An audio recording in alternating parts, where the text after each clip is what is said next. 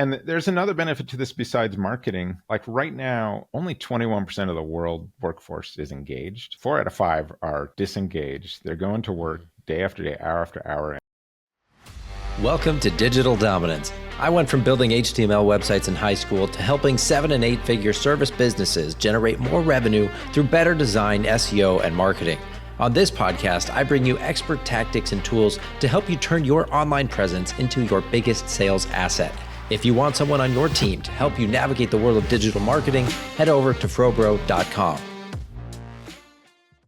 Most marketing today feels like noise. Automation has made campaigns faster and cheaper, but not necessarily better. But what if AI could actually help us become more human and amplify that? What if your marketing didn't just sell, but it connected with your audience? My guest today is Stephen Sakach, the founder of AICMO.io and Zero Company. With 3 decades of experience in digital media, journalism, and marketing strategy, Stephen's mission is to help SMBs create emotionally resonant campaigns, using AI as a tool for empathy, not just efficiency. And at the heart of his approach is something he calls BLISS, build love into scalable systems. It's about rethinking the systems we build, the campaigns we run, and the way we show up for customers. If you're a service business owner who wants marketing that feels as good as it works, this is an episode that you won't want to miss. So Stephen, welcome to Digital Dominance. Welcome. Great to be here. That was an excellent intro. I think we summarized a lot there. Well, thanks. I think it's a good way to set up our conversation because well, before we get into, BLISS and everything, your background includes journalism and studying human consciousness.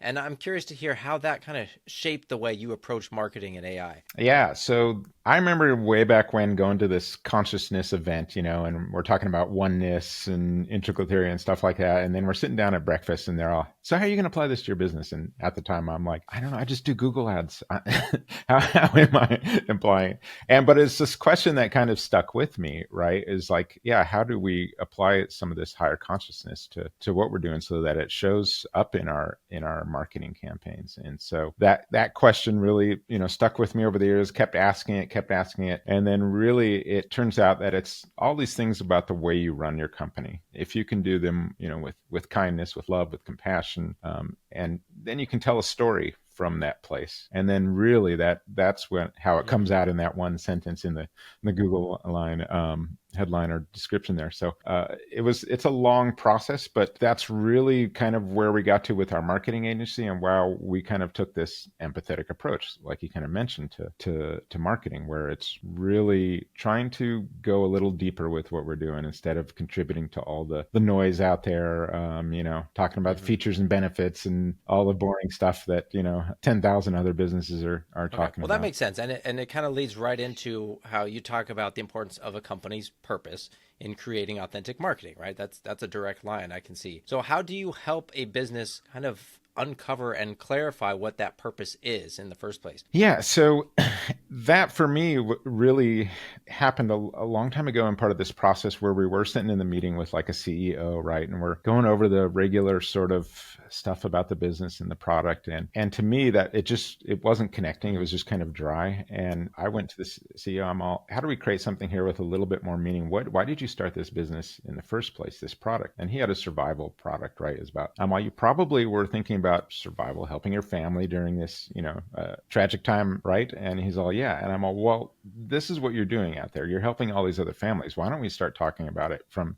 that kind of level, right? That was really brought in his higher purpose into the conversation. And so that kind of, set off a light bulb in his head. He was like, oh yeah, this is exactly what I want to do. And you could see him get energized. And the storytelling became suddenly energized from starting at that point. So a couple of years ago, we kind of had our methodology going and we were thinking, with this new AI shift, why don't we create the CMO or chief marketing officer that we wanted to see? Someone that, more about that higher purpose, more about empathy, more about emotional connection that will help us, kind of in that journey as company, and so that we can scale, this sort of compassionate approach we have to everything. And so we kind of started out on that journey. And so with our product, really, that's one of the first things you can do and go in there is it'll take you through this process, this Q&A process of trying to pull out what your higher purpose of your business really is. Because a lot of times you just haven't articulated it really. You may have started the business because you made some money doing something, but really you step back, it's like you're in service to people to help them in some way or another. Probably really, solving problems for them that cause other problems, in their life, you can find a train of thought there to pull out a higher purpose. And so that's really one of the key guide rails that like we start on. Yeah, it sounds like, once you start looking for it, you're going to find it because it's there. If you just never stop to think about, what that actually is, and you just caught up in doing the business and talking about features and things, you kind of miss out on it. All of us, we all get caught up in that. And sometimes you don't just step back a little bit and dig a little deeper, ask those like 5 why questions, that go deeper in there. And there's another benefit to this besides marketing. Like right now, only 21% of the world workforce is engaged. 4 out of 5 are disengaged. They're going to work day after day, hour after hour, and they, it's just soul sucking machinery there that they've hooked themselves up to. But when you really can start to define that higher purpose of what you're doing, this is how suddenly that work comes to life, right? This is where you suddenly get the soul into what you're doing versus the soul sucking thing. So, and there's all kinds of data behind that showing, churn rates, retention goes way up, happiness at work and all those things related to that when you can articulate this. We really love to tell that story, but we want to make sure that you're also living kind of that story, authentically, which is, I think you mentioned kind of our BLISS philosophy, which is really that part of it is for us. It's like, how can you build love into what you're doing? How can you build compassion into what you're doing at your work? So we have the BLISS acronym, build love into scalable systems, which is auditing your business by your systems and trying to figure out, can you audit it by your higher purpose? Can you audit it by love or compassion in the things that you're doing so that it's prompting us to be better humans, be kinder along the process of running our business? Because that's always going to be kind of the bigger win if you can do that. People are going to connect with that a lot better when they got a feed full of stuff. You're going to have something more that they're drawn to. Yeah, it's almost tragic that kindness is a differentiator, right? Because, but it is, and it can be. Yeah, well, I think there's these stereotypes about how business interactions are supposed to go and professionalism. And on the one hand, of course, it's good to have, a professional approach to things, to be respectful and time and to keep your word. That's all good. But you don't want to discard the human elements or the personality that makes you you. And I think with, all the AI prompting, this is what's missing, right? You can tell it, hey, I'm selling a widget that does X, Y, Z. Help me write a post about it. Okay, all you've told ChatGPT is the features. So it's going to give you a post that relies on the features. And 10 other people are doing the same exact thing, or 100 other people. But when you add in your purpose to that and say, okay, and here's why I'm doing this, now write a post. It's suddenly, even though you're using AI, it's going to have that human element to it, right? Yeah, it's starting to come to life a little bit there. And there are also other things that you can do, which we do with our software, help you figure out how you differentiate from your competitors. We specifically tried to focus on making emotional connection through that process. So there's things in there that when you're experiencing a product or service, we've got tools that help you come up with ideas to build those positive emotions.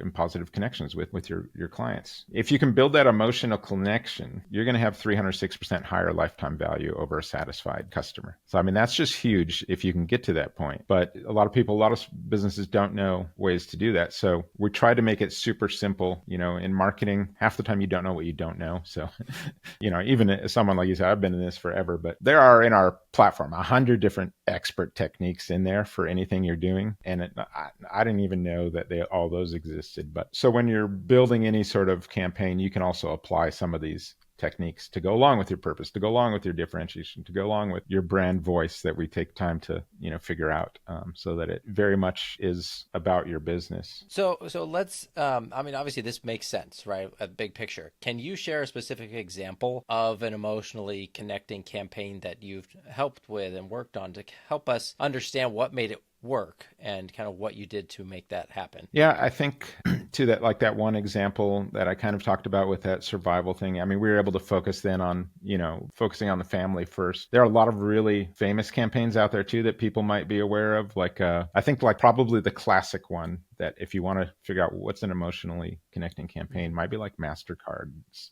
It's like baseball game tickets, $15, a hot dog and a beer, $20. Spending time with your 10-year-old son, priceless, right? Suddenly you get to that, you go from these transactions So suddenly you get to that example now of, oh, this is something a bit more than a transaction, right? It's kind of pulling at your heartstrings. And that was like one of the famous ones. I think another famous one might be like the Dove Real Beauty campaigns, where they kind of realized their mission, they're trying to help with beauty, but that only 2% of women felt themselves beautiful. So they're like, okay, this is a serious problem. Why don't we use our ad spend to address that kind of issue and help in the world, in a positive way? And so, obviously the campaigns went viral. Both of those did really well for them. Yeah, we did others where it's like helping with food waste, where it's like love your leftovers kind of approach, where we're working with government agencies to help people think about food waste as well. So there's a lot of different examples there for sure. If people trying to figure out what does it mean by emotionally connecting.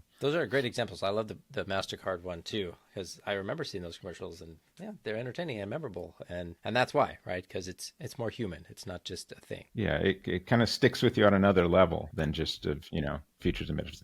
There's probably 1,000 other MasterCard commercials we couldn't remember or even pull up, but yeah, those ones, it's because of that emotional connection they went for. Okay, so let's talk about small businesses for a minute, because I know a lot of small businesses, especially with the economy being tight, people are trying to save money and be efficient and things, and that's part of why many of them are adopting AI. But how can they balance that efficiency without losing that personal touch? What sort of advice would you give them for approaching this, so that you keep the authenticity but still gain the benefits of, AI? Often, we tend to think of all the things that AI can do first very fast. It's maybe people's first experiences, like something that would have taken me a week, I can get done in 5-10 minutes. But we have tools in there that are also going to help you brainstorm ideas for your business that are kind of, offline, non-digital ideas. So like surprise and delight ideas around your business, right? Like those purple goldfish ideas, something that's unexpected. And this has nothing to do with digital, right? It doesn't have to be a digital surprise and delight element. This is how you run your business. But we're using AI to really impact that human connection you're having with other people, and do it in a smart way, because we're focused on emotional connection. There are 17 consumption emotions, if you want to get technical, when it comes to a product or service experience. And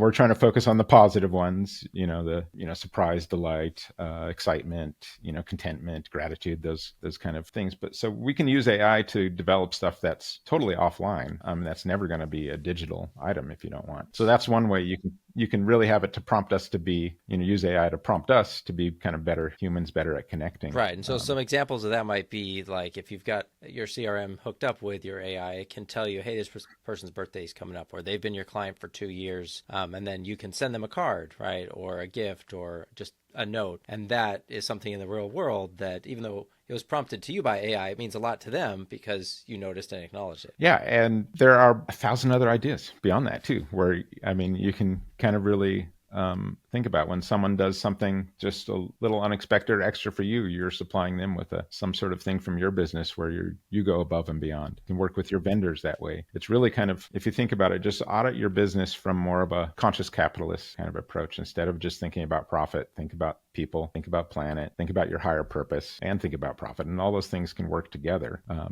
If you take the time to just set aside, some goals for each of those. Yeah, that makes sense. So let's talk about, we know where we're at now. AI is still evolving quickly. We don't have like actual artificial intelligence yet, but where do you see this kind of empathetic AI going in the next few years? And is there anything we can do to kind of prepare for that, or start, getting to that point quicker? Yeah, this is like one of those areas where it's like, ooh, I can see both sides of this thing.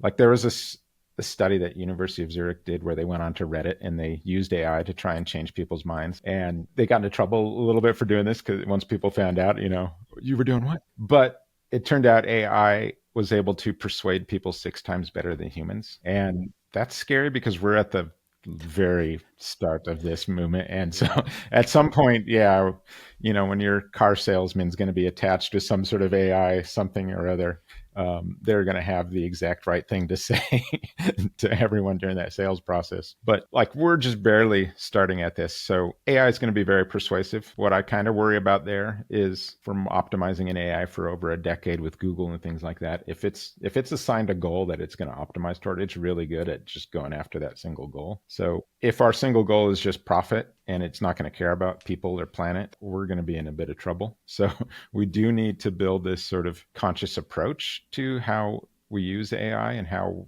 it's going to make decisions. And hopefully, like you said, an empathetic AI is in this process. And I think we're kind of seeing it develop that way to some extent. It's trying to develop that way. There's business studies out there that are showing that empathetic AI approach to like your customer service and things like that. It's, it's very methodical how they're thinking about it, but that people actually are preferring it over the human approach, because it's, humans can have bad days and they may not be great at customer service that day, but AI can kind of hit the key notes in that emotional customer journey that a customer is going through at the time. So I hope we're optimizing toward empathy, toward compassion with AI, but we really do need more businesses to be thinking consciously to get there. Do you think it matters, though, if we do have AI that's so empathetic and more human? Like if someone's having a chat conversation with a business and it's AI, they could be fully convinced that it's a person and have a better experience. Does that matter that it's not a human? That's a good question. It may come to personal preference, but I'm thinking we're raising a whole generation now that will never have not known AI at some point. So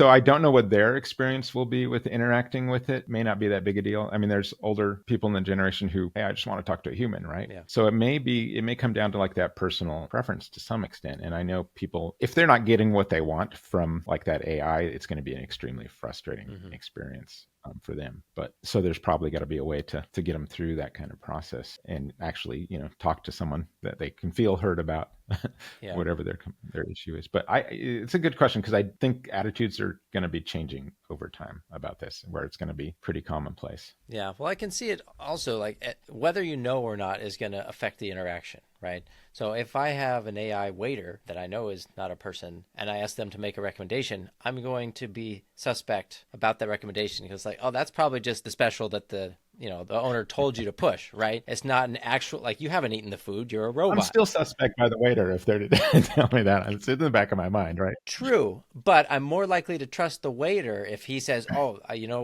we have this other special, it's actually my favorite. Like, okay, I'm going to trust him. Like, even if he is pushing it, I feel better accepting that suggestion because it was a person. But like people's experience with AI, they take it as an authority more than humans do. I mean, talking to two people, they're going to believe the AI so much more than a person, because they attach all kinds of different other motives to people. So I don't know. I mean, it's very authoritative. It's very persuasive. It will know probably the buttons to push before we're even talking the conversation. It's like it'll be able to read facial gestures and probably go through your whole social experience and profile you really quickly. It could get a little bit unnerving, I'm sure. But there's going to be whole generations where this is how they grew up. That's true. And it's going to be interesting. Like I do think the context matters, right? There are going to be some contexts where people will inherently trust it more than people, and I could see also scenarios where it's the other way too. But to your point, like if that's all that people have known from the time they're growing up, it's like the Jetsons, or that's just normal. You talk to the robots, they help you do stuff. Like you don't think too much about it. It's just how it is. I know. My daughter's going to medical school. This is her plan. And AI is going to play such a big role in that. And I'm like, I almost need both opinions on any sort of medical thing now, because it's proven like it's beating humans out in all kinds of areas in healthcare medicine. But I also want the human there to balance it out. So I think there's this, I always think of the AI right now, it's just this jazz session, I think, where we're co-creating and we're working together in some way to ideally create something better, at least that we hope, sounds good. Not a crappy jazz session, but it's kind of a dance right now. Rather than relying on it to create something original, you've got to give it that interesting human perspective, and it can help you sharpen that in the way you present it, format it, or whatever. Yeah. But back to what we started talking about at the beginning is, if you've got that purpose and you infuse that into your prompts or whatever you're creating, then it's going to help you make that and amplify that to be even better. Yeah, so we're helping you prompt AI and having AI help prompt you to be better at what you're doing. So it is this dance kind of thing, but we're trying to do it from this loving, compassionate place in marketing with what we're doing, because, the world doesn't need any more noise out there like we were talking about. And we're the most marketed to generations ever on the planet right now. And I think we're getting pretty savvy about stuff. Right. So I think you're going to need to go deeper with how you're using AI, so that it's something that really does truly speak to you as a company, speak to your higher purpose, something that you will 100% get behind. And as a company, you got to walk that walk, right? You can't just be talking the talk. No one's going to buy it. Like I said, we're savvy marketers out there, all of us. Younger generations are even savvier. They can sniff it a mile away. Yeah, definitely. Well, Stephen, I really appreciate you coming on the show today. I think it's clear that marketing doesn't have to be manipulative or mechanical, and it can create this virtuous cycle that we're talking about, where you're making it have more empathy and love or humanness in those interactions that we're creating, and actually build real trust and connection if you do it right. So for those of you listening, if you want to learn more about Stephen's work with AI CMO and Zero Company, you can check out the links in the show notes. And we'll wrap up with one last question for you, Stephen. What's one small change, a service business owner could make this week to start creating more authentic and emotionally resonant marketing? Thanks for asking that. I mean, this goes back to our BLISS thing. This is why I love getting onto a podcast, is to tell you to just look around the systems that you're doing. How can you build love into your systems? There's people out there who are wonderful at doing random acts of kindness, and we all love that. But when that person leaves the room, that love goes with them. If you can build some love or some compassion into a system, you've kind of left a legacy. You can step back and it's going to be producing that love, that compassion that you've built into that system. So you've left your mark, you've left a legacy. So you can ask yourself, we've gone through this with our company for years and years, where day after day, week after week, month after month, we're just asking, hey, how can we build a little bit of love into what we're doing here? And over time, little by little, a little makes a lot. And you suddenly start to be more of that conscious, kind, compassionate company. So think about how you can build love into a scalable system. I love it. Pretty simple. All right. Well, thanks again, Stephen. Thanks to all of you guys for listening. If you enjoyed this episode, please leave us a review on Apple or Spotify. That helps other service business owners discover the show and learn how to achieve digital dominance in their industry. But that's it for now. Thanks again, Stephen. Take care, and we'll see you next time. Thanks for listening to Digital Dominance. If you enjoyed this episode, would you do me a big favor and leave a review? It really helps more service business owners discover the show, fix their websites, and grow their businesses the right way.